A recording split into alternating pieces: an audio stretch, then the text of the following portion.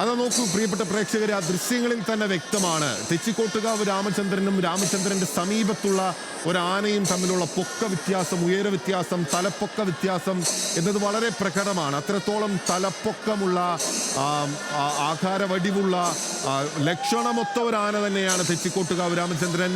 രാമന്റെ ഇടത്തും വലത്തും രണ്ട് മറ്റ് നാട്ടാനകൾ കൂടി അണിനിരന്നിരിക്കുകയാണ്.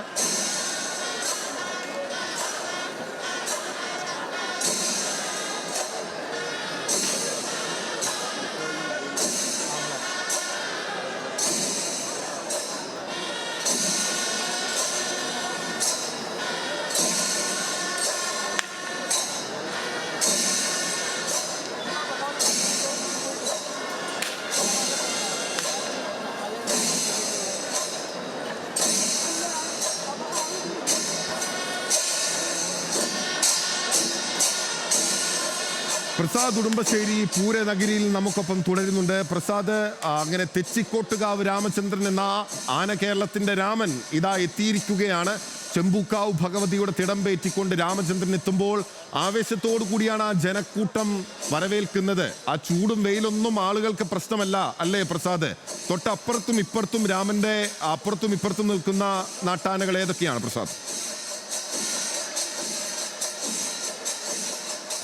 ഇതിൽ ഒരു വശത്ത് നിൽക്കുന്നത് കാശിനാഥനാണ്, മറ്റൊരു വശത്ത് നിൽക്കുന്നത് ലിബർട്ടി ഉണ്ണിക്കുട്ടൻ.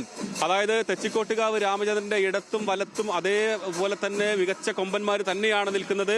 ഇപ്പോൾ ആ കാഴ്ച എന്ന് പറയുന്നത് അതിന്റെ ആവേശം, ചെറുപൂരങ്ങളിലെ ഏറ്റവും വലിയ ആവേശം എന്ന് പറയുന്നത് തെച്ചിക്കോട്ടുകാവ് രാമചന്ദ്രൻ തന്നെയാണ്. രാമൻ പുറത്തേക്ക് വന്നു, തെക്കേ നടയുടെ പുറത്തേക്ക് വന്നു, രാമനെ കാണാൻ വേണ്ടിയാണ് നിൽക്കുന്നത്. രാമൻ എന്ന് പറയരുത്, ഏകഛത്രാധിപതി തെച്ചിക്കോട്ടുകാവ് രാമചന്ദ്രൻ എന്ന് തന്നെ പറയണമെന്ന് പറയുന്ന ആനപ്രേമികൾ അവരെ ആവേശത്തിലാക്കിക്കൊണ്ടുതാ ഈ ചെമ്പൂക്കാവ് ഭഗവതിയുടെ തിടമ്പുമായി തെച്ചിക്കോട്ടുകാവ് രാമചന്ദ്രൻ തെക്കേ ഗോപുര നടവഴി പുറത്തേക്ക് വന്നിരിക്കുകയാണ്. ആ ഒരു കാഴ്ച കാണാൻ വേണ്ടിയാണ് ഇവിടെ ഇത്രയും ആളുകൾ. ഒരുപക്ഷെ ഈ പൂരത്തിലെ തൊട്ട് നടക്കാനിരിക്കുന്ന മടത്തിൽ വരവ് പഞ്ചവാദ്യത്തിന്റെ ആവേശം പോലെ തന്നെ, ഇലഞ്ഞിത്തറ മേളത്തിന്റെ ആവേശം പോലെ തന്നെ, ഈ കുടമാറ്റത്തിന്റെ ആവേശം പോലെ തന്നെ, പകൽ വെടിക്കെട്ടിന്റെ ആവേശം പോലെ തന്നെ, ഇന്ന് ഏറ്റവും കൂടുതൽ ആവേശം നിറഞ്ഞു നിൽക്കുന്ന കാഴ്ച എന്ന് പറയുന്നത് സർവ്വലക്ഷണവും തികഞ്ഞ ഏകഛത്രാധിപതി, കേരളത്തിന്റെ ഏകഛത്രാധിപതി തെച്ചിക്കോട്ടുകാവ് രാമചന്ദ്രൻ എന്ന ഈ ചെമ്പൂക്കാവ് ഭഗവതിയുടെ തിടമ്പുമായി വന്ന് ആ ഘടകക്ഷേത്രങ്ങളിലെ ഏറ്റവും വലിയ ഉത്സവമായി മാറിയ, ഏറ്റവും വലിയ പൂരവുമായി മാറിയ ഈ എഴുന്നള്ളത്ത് തന്നെയാണ്. അത് തന്നെയാണ് നമ്മൾക്ക് ഇപ്പോൾ കണ്ടുകൊണ്ടിരിക്കുന്നത്. ഒരു വശത്ത് കാശിനാഥൻ, മറ്റൊരു വശത്ത് ലിബർട്ടി.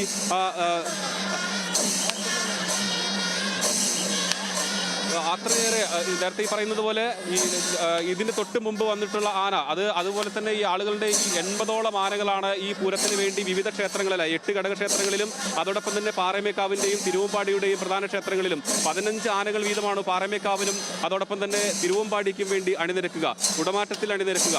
അതിന്റെ തൊട്ട് താഴെ 14 ആനകൾ വരെയാണ് ഘടകത്തിൽ, 3 ആനകൾ മുതൽ 14 ആനകൾ വരെ നിൽക്കുന്ന ചെറു ഘടകപൂരങ്ങളിൽ ഇപ്പോൾ ചെമ്പൂക്കാവിന് 3 ആനകൾ മാത്രമാണുള്ളത്. ആ 3 ആനകളിലാണ് ഈ പറയുന്നത് നമ്മൾ അതിലെ തലയെടുപ്പോടുകൂടി നിൽക്കുന്ന, സർവ്വലക്ഷണവും തികഞ്ഞു നിൽക്കുന്ന, ഏറ്റവും കൂടുതൽ കേരളത്തിൽ ആരാധകരുള്ള, ഒരുപക്ഷെ കേരളത്തിന്റെ മമ്മൂട്ടിയും മോഹൻലാലിനെയും പോലെ ആരാധിക്കുന്ന, അത്രയേറെ ആവേശം നിറഞ്ഞു നിൽക്കുന്ന ഈ ആനയെ കാണാൻ വേണ്ടി ആളുകൾ നിൽക്കുന്നത്, രാമനെ കാണാൻ വേണ്ടി ആളുകൾ കാത്തു നിൽക്കുന്നത്. കഴിഞ്ഞ തവണ കണിമംഗലം ശാസ്താവിന്റെ എഴുന്നള്ളത്തിനായിരുന്നു ആനയുണ്ടായിരുന്നെങ്കിൽ ഇത്തവണ ചെമ്പൂക്കാവിന് വേണ്ടിയാണ്.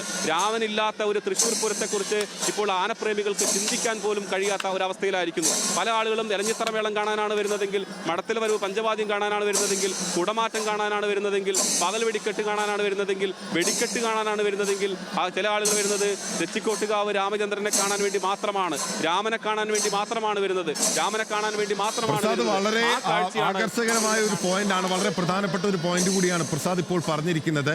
അതായത് മടത്തിൽ വരവ് പഞ്ചവാദ്യം, കുടമാറ്റം, വെടിക്കെട്ട്, ഇലഞ്ഞിത്തറ മേളം, പാണ്ഡിമേളം, അങ്ങനെ വിവിധ തരത്തിലുള്ള ആചാരങ്ങൾ, ആഘോഷങ്ങളെല്ലാം ഇഴചേർന്ന് കിടക്കുന്ന ഒരു സംഗമ ഭൂമിയാണല്ലോ തെക്കിൻകാട് മൈതാനവും തൃശ്ശൂർ പൂരം ഒന്നാകെ. അപ്പോൾ ഈ പറഞ്ഞ നമ്മൾ പറയുന്ന ആഘോഷത്തിൻ്റെയും ആചാരത്തിൻ്റെയും ഭാഗമായി തന്നെ അതിൽ ഒരു ഘടകമായി മാറുകയാണ് ശരിക്കും തെച്ചിക്കോട്ടുകാവ് രാമചന്ദ്രൻ എന്ന് പറയുന്ന സാന്നിധ്യം, അല്ലേ? അതൊരു മായ്ക്കാനാവാത്ത ഒരു ആചാരമല്ല, ഒരു ആഘോഷമായി മാറുകയാണ് യഥാർത്ഥത്തിൽ. തൃശ്ശൂർ പൂരത്തിൻ്റെ ഭാഗമായി മാറുകയാണ് യഥാർത്ഥത്തിൽ, ചരിത്രത്തിൻ്റെ ഭാഗമായി തെച്ചിക്കോട്ടുകാവ് രാമചന്ദ്രൻ.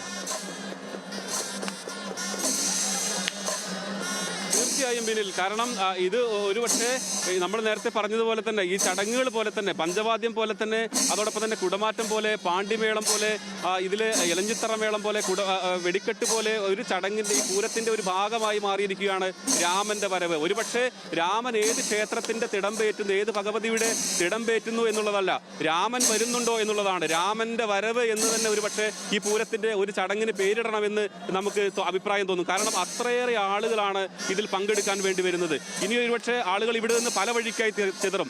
ഈ തെക്കേ നടയിൽ നിന്നും ആളുകൾ പല വഴിക്കായി ചിതറും.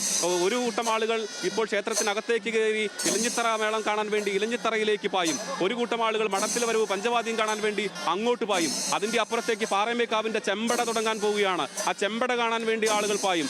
ഒരു കൂട്ടർ ആളുകൾ ഇവിടെ തന്നെ നിന്നുകൊണ്ട് കുടമാറ്റം കാണാൻ വേണ്ടി, ഏറ്റവും മുന്നിൽ നിന്നുകൊണ്ട് കുടമാറ്റം കാണാൻ വേണ്ടി ഇവിടെ തന്നെ തമ്പടിക്കും. അങ്ങനെ എല്ലാവരും കൂടി ഒരു കാഴ്ച കാണാൻ വന്നത് ഈ രാമനെ കാണാനാണ്. ഈ രാമന്റെ അത്രയേറെ ആവേശം. ഒരുപക്ഷെ എന്നെ സംബന്ധിച്ചിടത്തോളം ആദ്യം എന്തിനാണ് രാമനെ കാണാൻ വേണ്ടി ഇത്രയും ആളുകൾ തടിച്ചു വരുന്നത് എന്നുള്ളതായിരുന്നു ആദ്യമുണ്ടായിരുന്ന ഒരു സംശയം. ഒരുപക്ഷെ വന്നു കഴിയുമ്പോൾ, കണ്ടു കഴിയുമ്പോൾ നമ്മുടെ എല്ലാം മനസ്സിനെ കീഴടക്കുന്ന തരത്തിലേക്ക് ഈ ആനയുടെ ആ ഒരു സൗന്ദര്യം എന്ന് പറയുന്നത് സർവ്വലക്ഷണവും തികഞ്ഞ ഒരു ഗജരാജൻ തന്നെയാണ് തെച്ചിക്കോട്ടുകാവ് രാമൻ.